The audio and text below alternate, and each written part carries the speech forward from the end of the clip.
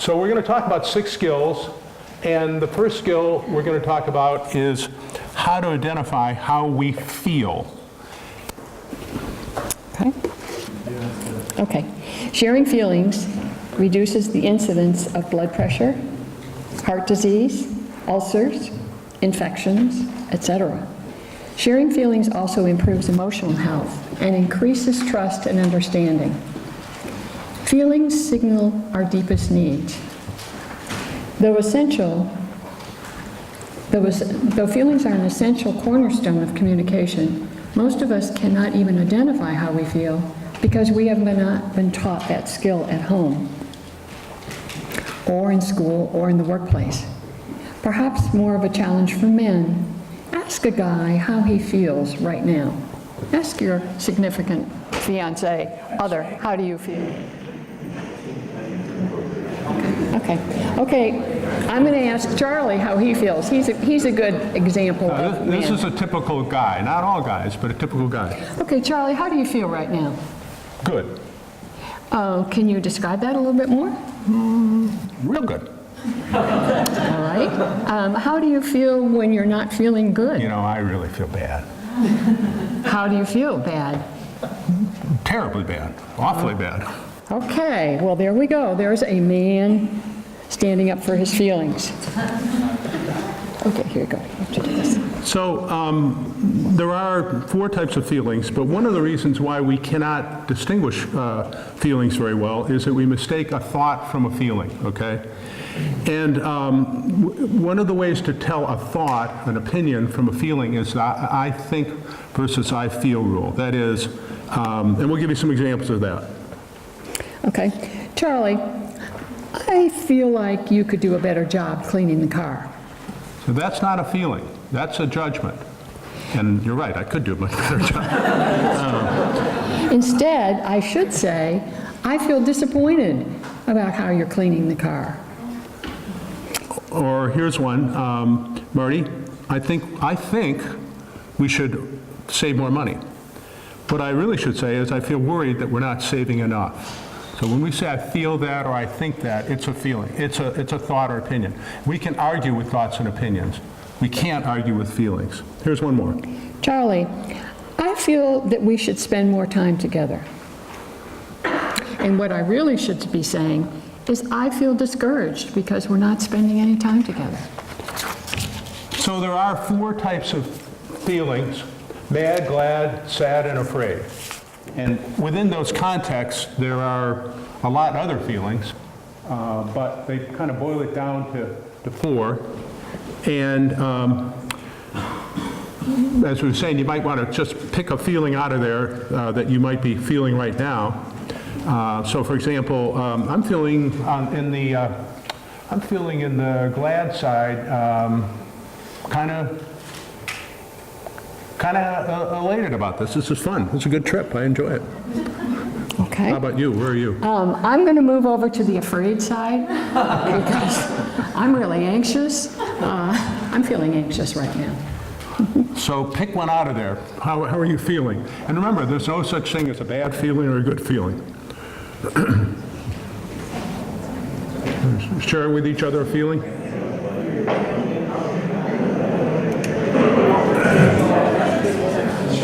Okay, sounds like some good feelings here. Hungry might be one. So, the definition of a feeling is. The definition of a feeling is a spontaneous inner reaction to a person, place, or thing. So what's the key word in that definition? But why? Why is spontaneous? Everyone always says spontaneous. You get an A. I'm a retired professor. She's a retired high school teacher. Everybody gets an A. But why is it the key word? It's italicized. I'm sorry? It's italicized. Yeah, it's italicized. That's right. It could have been in bold, too. But besides italicized, why is spontaneous the key? Because you're not stopping and thinking about your actions, you're just... Exactly. You can't control how you feel. What can you control? How you act on that feeling. Okay, a feeling is a spontaneous interaction to a person, place, or thing. You can't control it, but you can control what you do with it. You know, I'm really angry. I can control that action, but I can't control that anger. And that's key, and we'll explain why. Okay. The key word is spontaneous. And why is spontaneous so important? Because we cannot control, as Charlie said. A feeling just happens. Therefore, a feeling has no morality. There is no such thing as a bad or a good feeling. We may mistakenly think that feelings like angry, depressed, or ashamed are bad, Or afraid, maybe? but they are not. We can respond to a feeling in 3 ways. First, we can reject the feeling out of hand. We can reject the feeling by what we say. Don't feel that way. Or, that's not how you should feel. Or, oh, get over it. Or, I don't want to talk about it. She's good. She never does this. This is great. Oh, it will pass. Or we can change how we act on it. Well, change the subject. Well, oh, it's a nice day, isn't it? Ignore the issue. No, I don't think that even happened. Belittle the issue. Nah, no big deal. Come on, let's move on. We can patronize. I'm pretty good at that. And we can ridicule the feeling. So that's the first thing. We don't obviously want to do that. We don't want to reject the feeling. So there's a second way to react. The second way to react is to tolerate the feeling. This is much more subtle. We don't reject it out of hand, but we are dismissive and blasé about it. And sometimes we have passing comments. Oh, I understand what you're saying. Or, I can see why you're angry. Or, I hear what you're saying, so let's solve the issue. Oh yeah, I felt that way myself. I mean, it's okay, but it's not getting at really what that feeling is like. So the third way to do it is to empathize with a feeling, to kind of take it on, to experience it.